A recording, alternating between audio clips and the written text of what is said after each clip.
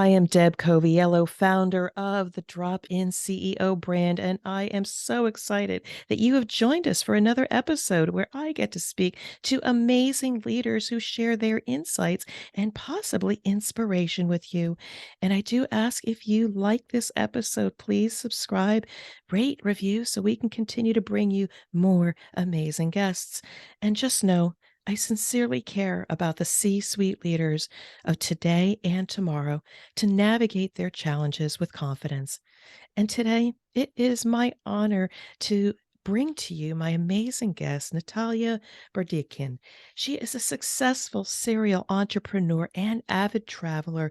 Natalia is the founder and CEO of Life by Design, where she combines her coaching, breathwork, and yoga certifications with her experience having lived and worked around the world, mastering the wisdom of different countries, cultures, and industries. And she helps individuals and organizations grow beyond borders and boundaries, and most importantly, increasing their energy, well-being, and leadership ability. Natalia, welcome to the show. Thank you. Thank you for having me. So, a little bit of perspective for my listeners, the power of the network. Just so you know, I belong to the Fractional Professional Association, where we bring in amazing guest speakers every month. And Natalia was one of those speakers. And when she talked about energy management and really being a whole leader, not just leading people, but really investing in yourself so that you can show up the best for others. So that is why I wanted to bring her onto the show. She's got a wealth of experience and very worldly. But Natalia, this is your time. I would love for you to share a little bit more about yourself personally, this amazing journey that you've been on, and what are you doing to impact people now? Thank you. Thank you. Well, where do you want me to start? So I am coming from former Soviet Union, and at 16, I moved all the way to US as an exchange student. And since then, well, the world was my oyster and the sky was not the limit. So it's all about change, as you mentioned, different industries, different countries, 6 different countries. I moved 25 times in 25 years, and oh boy, I know about change. And with all of that, try to make sure to be energized by change regardless what happens, and have that sense of happiness and sense of fulfillment and joy unconditionally of external circumstances. And that's where energy is a big friend of mine. And navigating the corporate world and moving into the entrepreneurship world a few years ago, I felt extremely overwhelmed, as many of us leaders do, and exhausted to some extent. It's like having a lot of weight on the shoulders and constantly figuring out what's the best thing to do while preserving health, and whether mental and physical, which can be challenging. And at that point in time, I realized, well, energy is the solution, and it is a big game changer. And since then, I help others to navigate through change and through growth and challenging situations in life and businesses, and feeling great, and helping their teams to do the same. I'm curious, though, and I didn't know this about you, having moved 25 times in 25 years. Tell me more about that. Why so many places? Why so many changes? Life, things happen. Someone asked me once, are you moving away from something or running away from something? And that it Ooh. actually made me think. And I did come to a realization that, not being defensive at all, that no, I'm actually not moving away. I'm moving towards and coming to closer to my true self, that inner energy that I have, that who. So I work a lot starting with the who, following with the why, what, and how. So yeah, change is one big gift that I had. And then, well, I can't deny it, change is the only constant. So embracing it and benefiting from it is an amazing gift. So You know, what I love about what you said, and somebody asked me or talked to me as well, is when we're making maybe significant changes, loss of a job, choose to leave a job, or picking a new degree. Ask yourself, are you running away from something or towards something? And I will tell you similarly, I was very burnt out from corporate, and I think I was running away. I kept saying, I don't want to go back to that environment. And I was running towards something different, but I wasn't really sure. But in my case, and I wonder for you or our listeners, is were we really running or going towards who we were truly meant to be? Because now I'm a very talkative person. I'm very expressive. I'm very creative. As a child, I used to be that way. And so I think for myself personally, I was running away from being stifled in a corporate environment. It's great for others, but I was no longer thriving. And now I'm running to that creative space and also being able to make our impact on the world. Others should be thinking about how are they running from or running to? So you said something about running to. What is it that you were running towards in terms of your own personal growth and the work that you're doing now? Thank you for the question. I am still a very curious person. Okay. And so, to answer the earlier question as well about all that change, some of that just naturally happened. Like I ended up living in 4 different host families in US in the 90s as an exchange student from Soviet Union. So, 4 changes and 4 moves in 1 year. So then you start counting from the 90s. So 25 does not sound so much after all. But it's really that curiosity for life, the curiosity for learning, that questioning the status quo. And it was always a thing, like questioning the limiting beliefs. Why do we need to be stuck here? Why do we have to do what we're told to do? And it's the society, it's the religion, it's the families, the grandparents, it's everyone else, looking at everyone else. And no, and hence questioning that and moving from and moving towards is just part of the game, and not feeling stuck. Isn't that a really drastic, draining feeling of feeling stuck anywhere? No, life is way too exciting and interesting for that, and we have so much to offer just to be stuck. It's so amazing because as I was waking up early this morning, for our listeners, just so you know, it's 8 a.m. on a Saturday, and Natalia lives in Barcelona, Spain. So we're 6 hours difference. But this morning, my energy, I had to write. And the article that I was writing was about being stuck. And why do we let ourselves be stuck? I talk about societal norms. I talk about glass ceiling.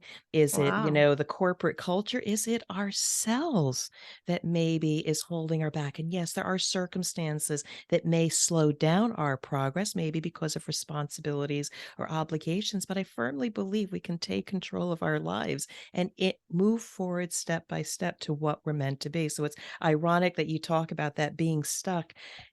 I've felt stuck at times, but I always try to find a way to get through that, and that's why I'm here today to have this conversation so our listeners get unstuck. I'd love to know more Amazing. about the work that you do. Tell me more about the specific work and how you help clients. What are they feeling? What are they asking when they find you or you find them? I'm just curious about what's the perfect client or situation that you can help? Yeah, thank you for asking. They tend to find me as, energy attracts like energy, and it's it, we attract not what we want, but who we are. So whatever that and it comes. And basically it's people know there is a different way. I wouldn't say a better way because then it's a judgment. A Mm. different way. And whether they're stuck or feeling overwhelmed, or just know that there is a different way of living, of operating, of functioning, of running their lives and their businesses, and leading, whether they're leading in their lives or their household or their work. And They just know there is a way to have less struggle and less stress and less overwhelmed and suffering and pain, because at the end of the day, all of that we are experiencing is actually affecting our health, our relationships, and everything else. So they believe there's a way, they just don't know how to get there. And I help them to get there, and their teams, and change that dynamics, so they can have a more fulfilling, meaningful, satisfying in all the senses life and work with the well-being. I'm curious for yourself, however, as you went through your journey, you said you've been through corporate and then you made the decision to go into your own practice and help others. Were you ever at a place where you felt stuck? And what did somebody come into your life or something happen that you realized you needed to move to, like, energy management and things like that? Were you once a patient or somebody that was stuck that this helped you through, what you were navigating? Definitely. Every time I felt stuck, there's always a sign or a helping hand or a guide, guardian angel, or whatever you want to call it. The universe normally sends us signs. We might choose to ignore them and not listen to our intuition. And at some point, when I did move from corporate to an entrepreneurship, and I had my chocolate factory in Belgium before I got to Spain, and I just forgot how to listen to my intuition. And that feeling of, at one point, stuck, another point, like believing there's a different way. There is a different way, that weight and that struggle, and there should be a different way.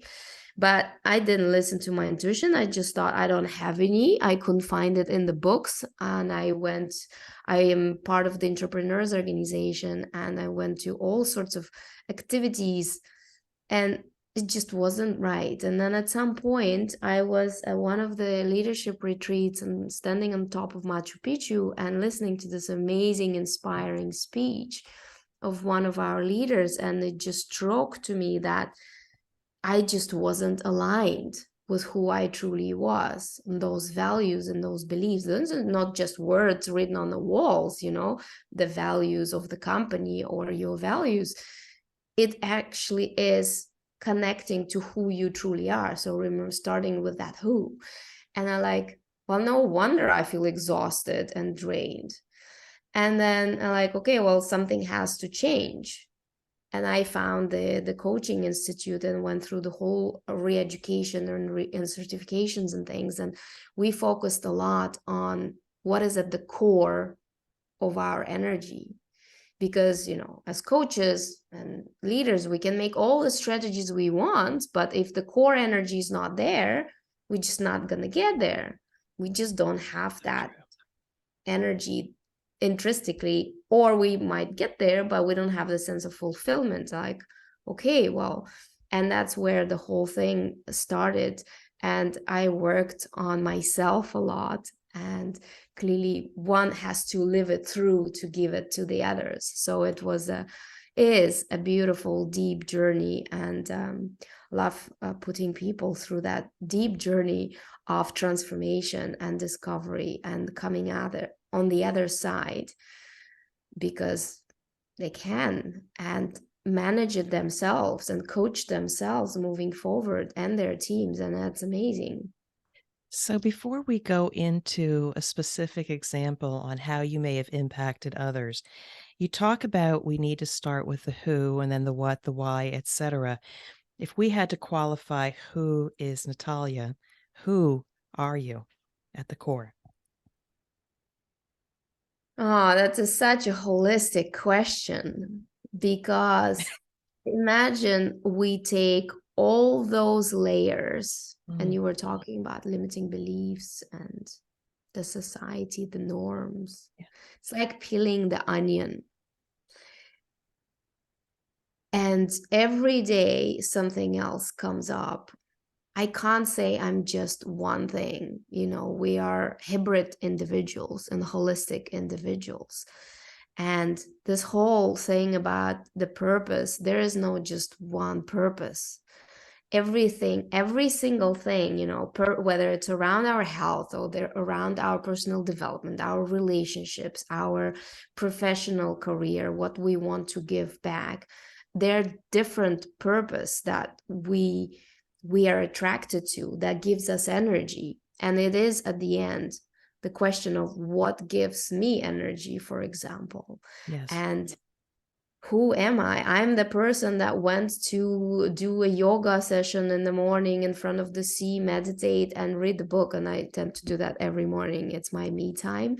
And I love that. That gives me energy. And all the tools that I learned to give back to others. I am the person that can paint. One behind me, one of those paintings, dance, connect people with themselves, move organizations, travel around the world, discover, such a multifaceted thing. And that who starts with the values. Hmm. And there are some values that are fundamentally unchangeable and some that do evolve because we evolve. We're not static. So yeah, thank you for the question. I don't know if I answered it. No, you actually did because you make me think about who am I? And yes, I am evolving, but sometimes I think I am returning to who I once was before society took hold of me and tried to make me conform. So, sometimes I even joke about my son. My middle son was rather disruptive, but I think he chose not to be put in a box and he just did his own thing and he's always been true to himself. When I think about myself, who am I? I too, if I miss writing in the morning or spending time just reflecting on my day, what did I get done yesterday? And I don't journal, but I will then write.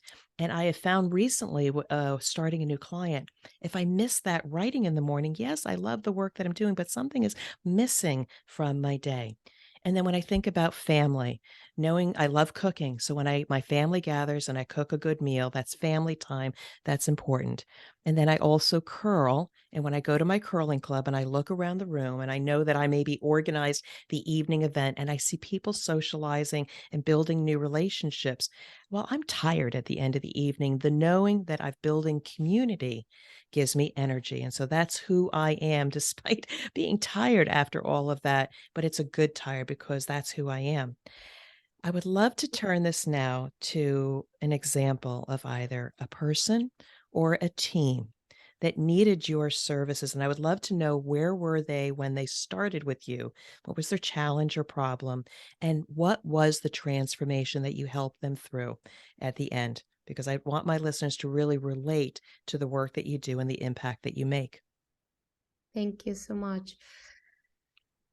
I can't say of one particular or a team because they're all so special. And what's uniting them is really that the fact that as leaders, whether they are founders or CEOs or executives, well, leaders in their companies and their homes, as we all are leaders, they have a lot to deal with.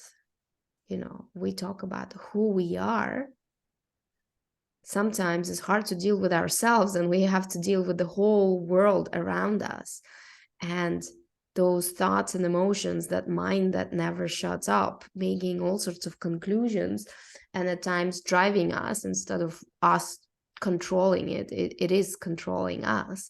And they feel overwhelmed, just overwhelmed, not to mention whatever is happening to economy, technologies. It's going at the speed of light and we're trying to catch up and understand what's happening. So on top of that, the expectations they have of others, the expectations they have of themselves, the judgment they have of themselves. I'm not good enough. I'm not productive enough. I have to do better. I have to do more. I need to be more successful, more. It's exhausting. And no wonder it's affecting their health. It's, you know, your mind speaks, your body speaks your mind. Whatever we think, the emotions that are not processed, because, you know, we are so used to going and doing it, whatever happened to the being, and we tend to be human beings, but never mind. So all of that is being stagnated in our body, and then it just malfunctions, and then the body starts getting diseases, burnouts. When we start wondering, is our team not engaged or performant? We need to push the sales, we need to get more trainings, we need to do all of that stuff, but anybody actually connected to them and understood what is happening with their energy, what is influencing them? And so I work with people, helping them to understand and manage their energy. And by energy, I mean that, what is at the core of those thoughts, emotions, and actions, or inactions for that matter, because we only see the end result. Not enough sales, burnouts, people are leaving, people are being sick, or whatever. But looking, preventive, we talk about preventive medicine. Great. What about preventive leadership? So all of that, we go through deep work, and what comes out at the end,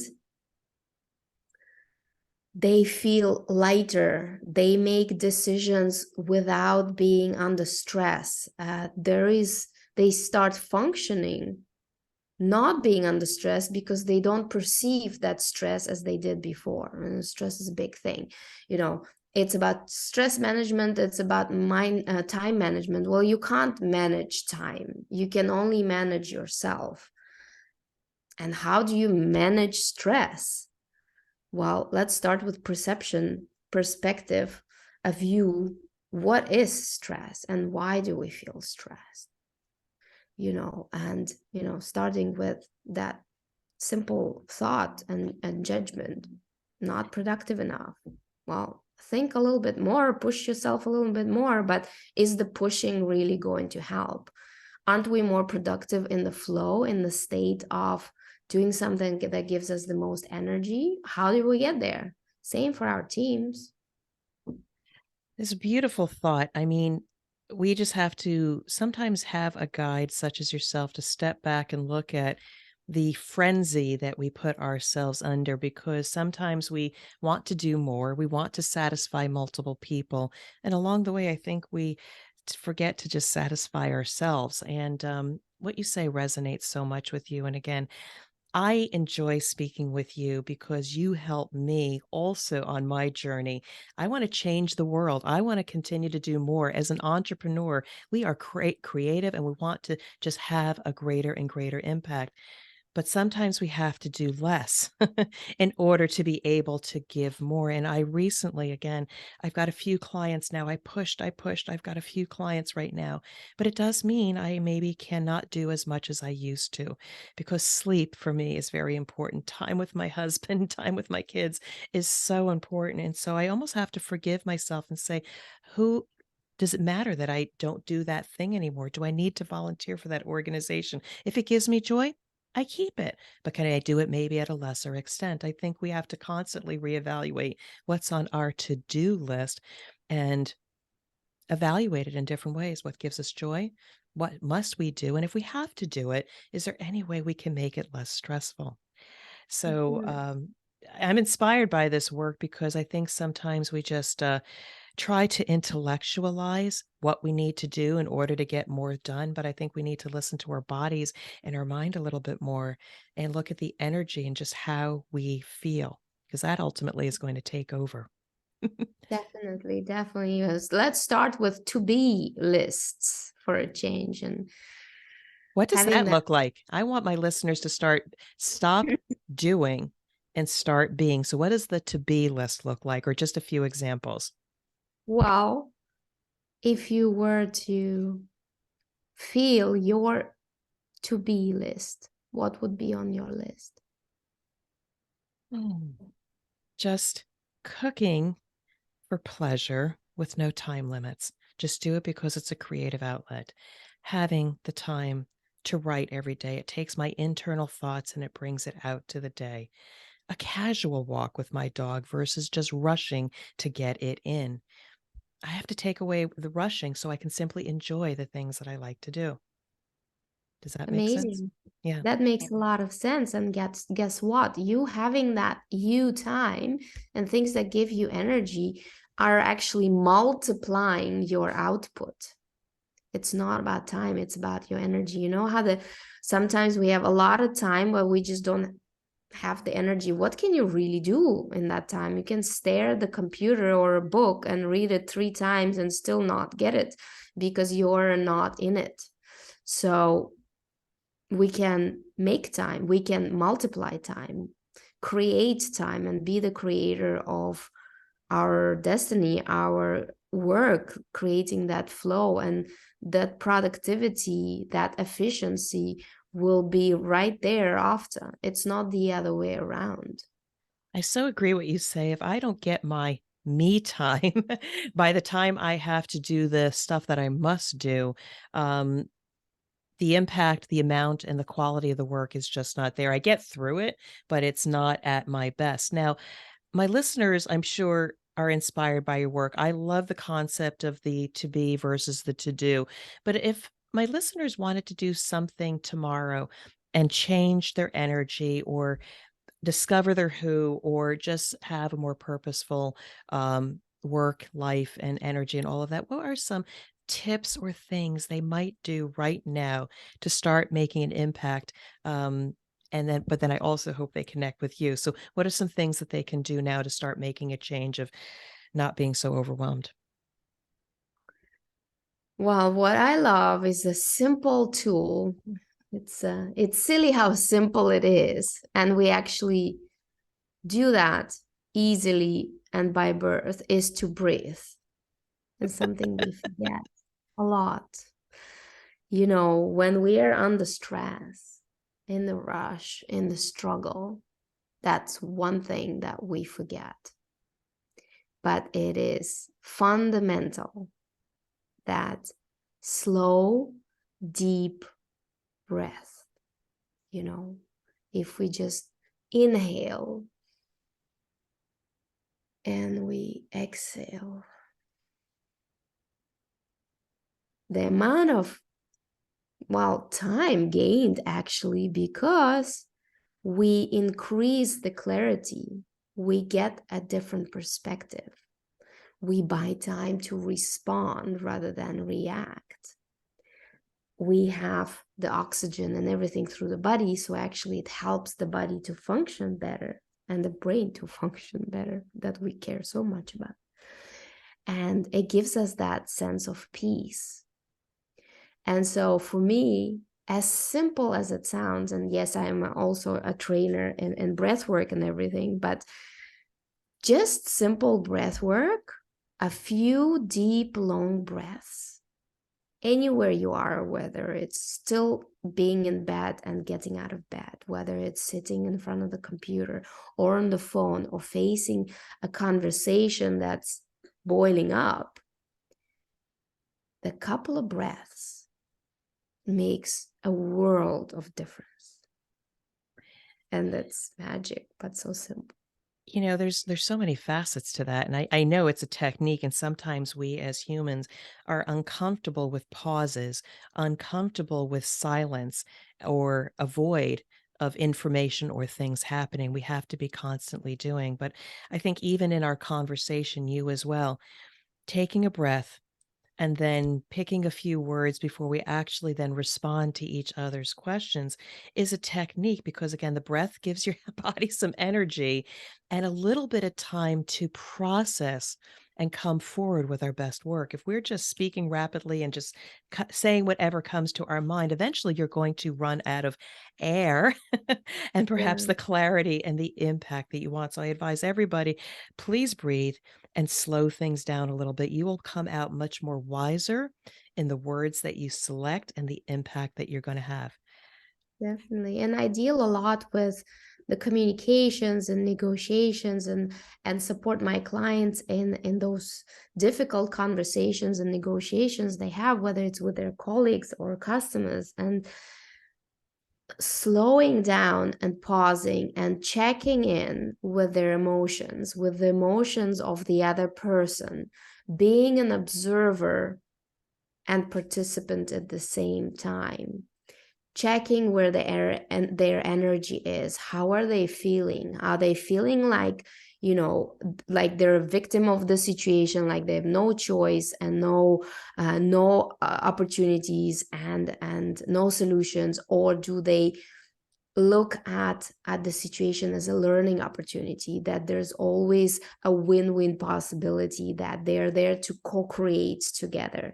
And those moments of pausing and becoming an observer rather than just a participant that just rushes in and reacts on every single thing makes such a world of difference in their negotiations, communications, and managing teams, and managing themselves and their energy at the end of those difficult situations. And that's a great tool to have. I love your work. I love your advice because it's just so important, and I know my listeners, really are going to, enjoy listening to this conversation. I think what you do is so important for leaders. I'll even mention that in my drop-in collective, that forum where I bring people that are listening to this conversation right now together to practice those skills about how to show up, to solve problems with each other, and do things more intentionally versus just reacting to the situation. It's such a drain. And I'm just grateful that I found you, that I brought your conversation to my listeners.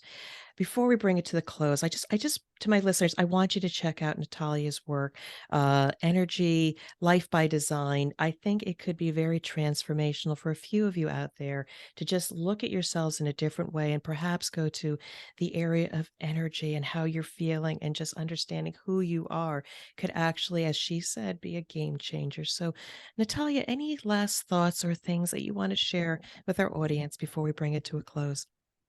Certainly, I'm happy to.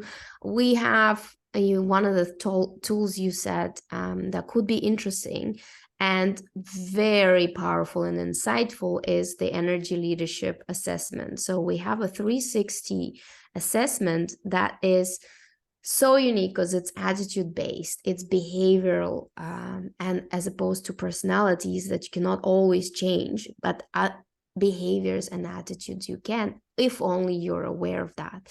And that assessment shows you not only how you show up when you're under stress or not under stress, how you are experiencing the world, and what perspectives you have, what consciousness and leadership ability you have, but it also gives you a 360 view of up to 36 conscious leadership competencies. And 360 view is really a 360 view, being you assess yourself, but wouldn't it be great to know how others see you, whether they're direct reports or your business partners or your family, your friends, your clients, your mentors? And that's a real 360 to really see where the blind spots are, where the gaps are, because you might think you're managing effective meetings or listening to others. Well, I can tell you that assessment can really show if your family thinks the same way, and maybe that you're not dealing with conflicts in a certain way, or any other competencies that are making you a great conscious leader and the best leader you can be. And that's an amazing assessment. That was one of the tools that companies I work with and individuals find extremely fascinating. So I am so grateful for these resources. Listeners, please check out Natalia, her work by Life by Design. All of the information will be in the show notes. I'm grateful to have shared this time with you on a Saturday morning, Natalia, and I just wish you continued success in your work. Thank you so much. And thank you for all your work and the great impact that you bring to the community, to the world. Thank you.